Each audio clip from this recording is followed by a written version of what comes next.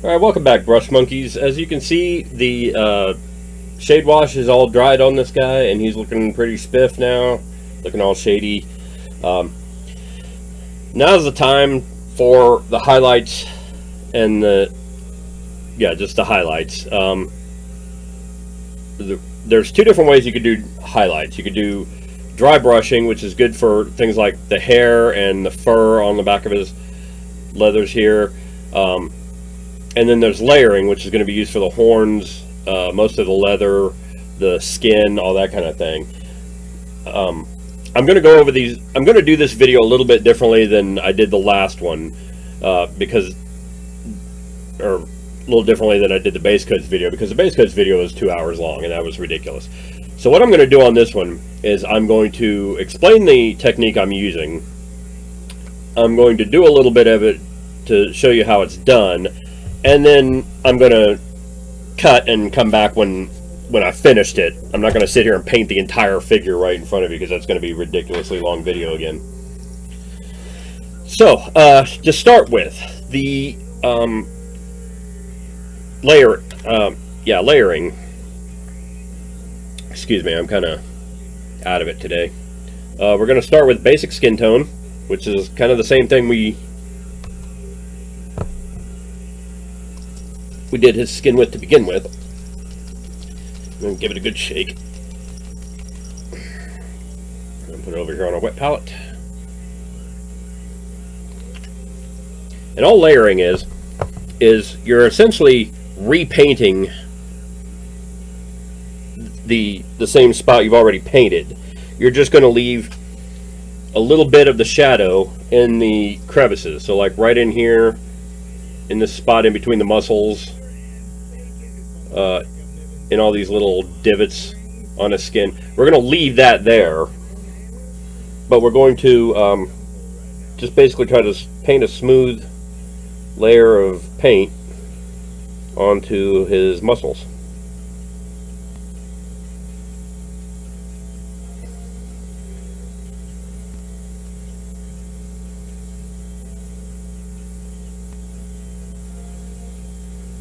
And for the most part, it's fairly easy to see what should be painted in this way and what shouldn't, because as you can see, the shade wash is recessed into the crevices somewhat, and the portion that's not as dark is what needs to be layered. And so you just paint that on there. Like I said, you're going to leave a little bit of the underlying flesh tone around the crevices to show that shadow.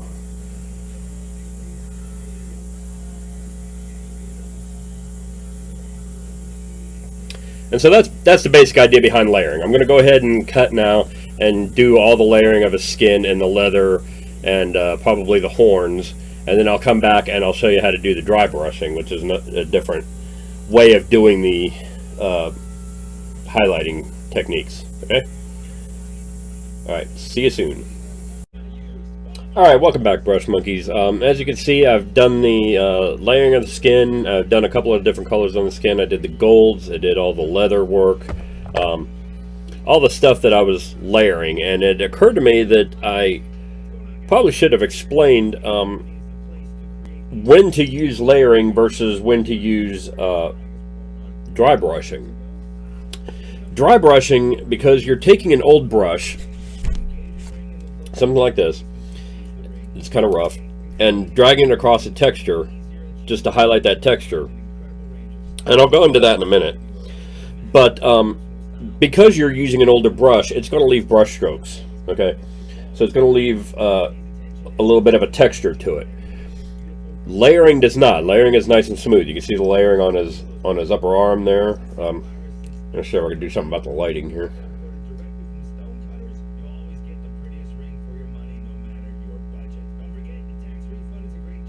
Okay, well, anyway, but you can see how smooth the skin is in there. See if I can get it up closer. There we go. So basically, layering is used anytime you want a smooth texture, like gold and skin and new leather that's not too badly damaged, that kind of thing. Dry brushing is used when you want to have a texture on there. Old leather that's been cracked and damaged, fur, hair. We're going to do some dry brushing. You see I did the layering on the battle axe here. You see I did the layering on the battle axe? Well, I'm also going to dry brush the edge of the battle axe, because you can see where it's kind of chipped and beaten up along the edge. And that's going to leave a nice texture on the battle axe. Also, the handle of the axe here is textured, so there'll be a little bit of dry brushing involved in that. So let's go ahead and get into it. The next paint I'm going to use is Citadel Sylvaneth Bark, and it's kind of a nice light brown color. And to dry brush, it's just what it sounds like. You get a little bit of paint on your brush, like that, and then you wipe it off on a tissue or a towel. I got a paper towel here on my workbench that I just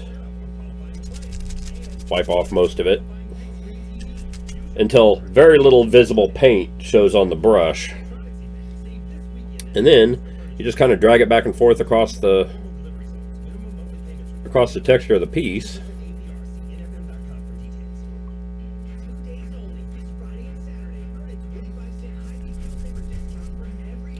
And it brings out that texture, makes it pop.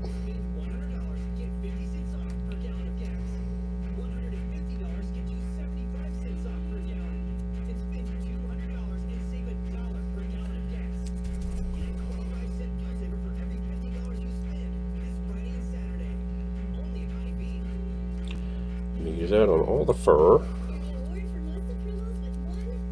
don't know if you can see that now, but you can see where that's kind of popped out a little bit there. You'll see it a little bit better on the when I go to do the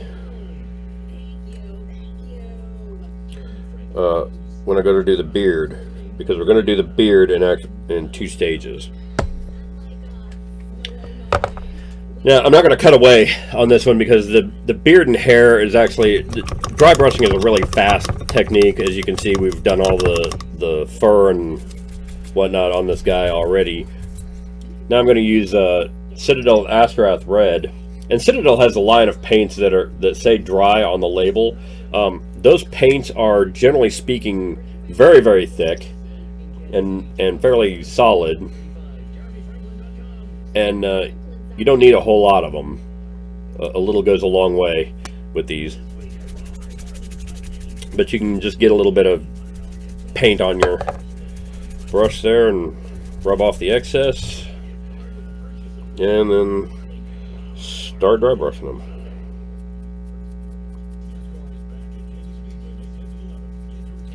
Now this Astorath Red is going to do 2 things with this guy's beard.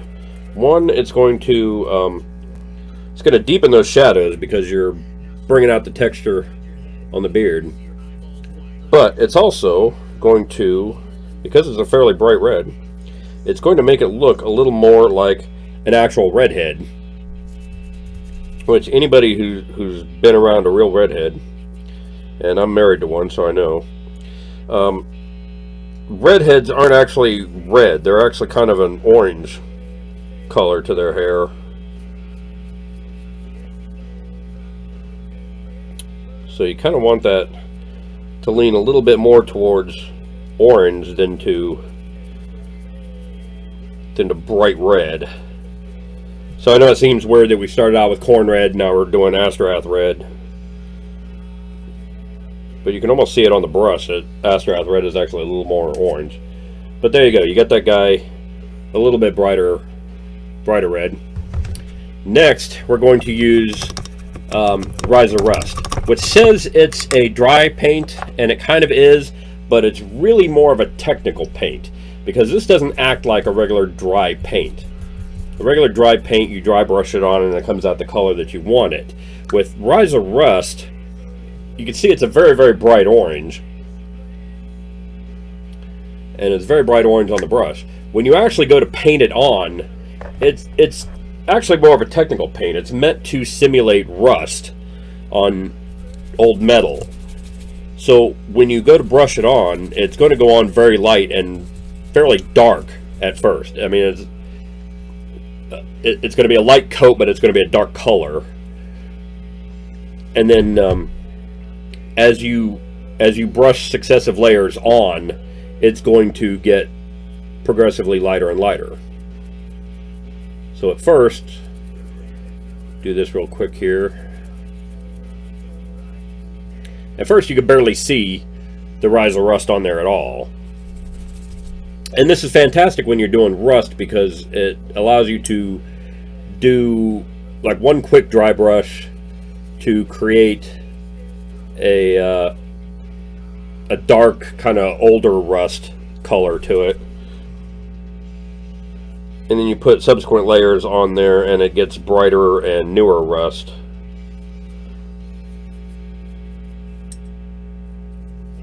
When doing rust effects, it usually helps to have some kind of reference pictures with you so you can tell what you're trying to achieve.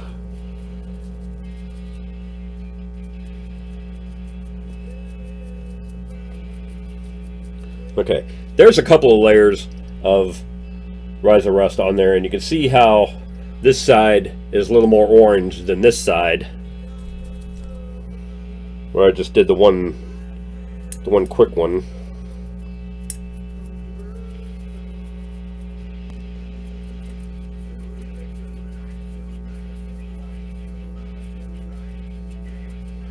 So there you go. Get that rust on there. His hair still looks a little bit dark. And don't worry about getting, when you're doing the Rise of Rust, don't worry about getting a little on the helmet here either, because that's going to give a nice rusted effect on the helmet. You can kind of see that on there. So there you go. There's the Rise of Rust. His hair and beard are all done now. He's good to go. Now the last dry brush I'm going to go into on here is Necron Compound. And that's going to do what I told you about the putting scratches and whatnot on the metal. And so I'm going to go ahead and pause here, do the metals that I'm going to do with the Rise of Rust, and then I'll come back and we'll go from there. All right? Be right back.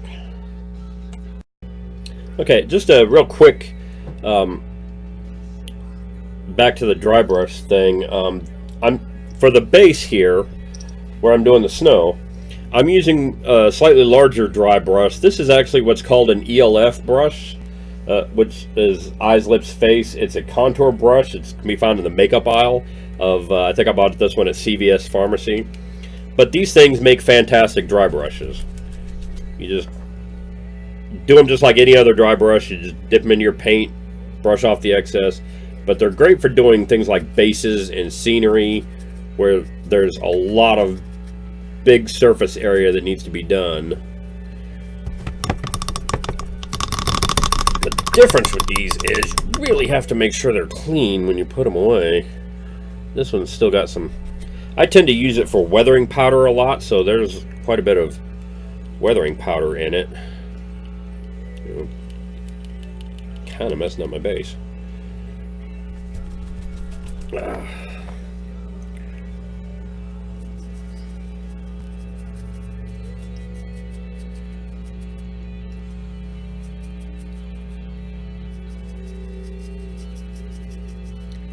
That's just adding a little extra color and interest to the base. You can see where the mud and stuff has come through now. But that's another option. That and the little sponge things here, these are used for removing makeup. I think I probably mentioned those in a previous video. And those are fantastic. You can buy those for, you know, a few dollars for a pack of 20 or 30 of them. Again, at your local CVS or any place that sells makeup. So that's this guy for the most part. I've decided not to do the horns because I kind of like the horns the way they are. I'm going to use Tyrant Skull here to do the skulls on the base. And that's just like any other dry brush. You wipe off the excess. Skulls are great for only doing like single layers of dry brush because you expect them to be kind of old and weathered and beaten up, and you don't need to do a whole lot of layers of them because they're just a little base detail. And you can beat them up pretty quick. There we go.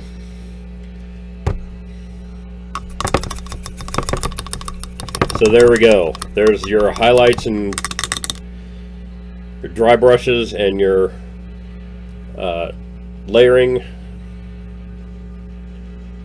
Next, so that's going to wrap it up for this video. Next video, we're going to talk about glazing, because I had talked about I wanted his skin to look slightly blue, and it looks very skin-like now with a little bit of blue down in the crevices. So we're going to fix that on the next one with a little bit of, I believe I've got it here, a little bit of Guilliman blue and some Lahmian medium to smooth it out.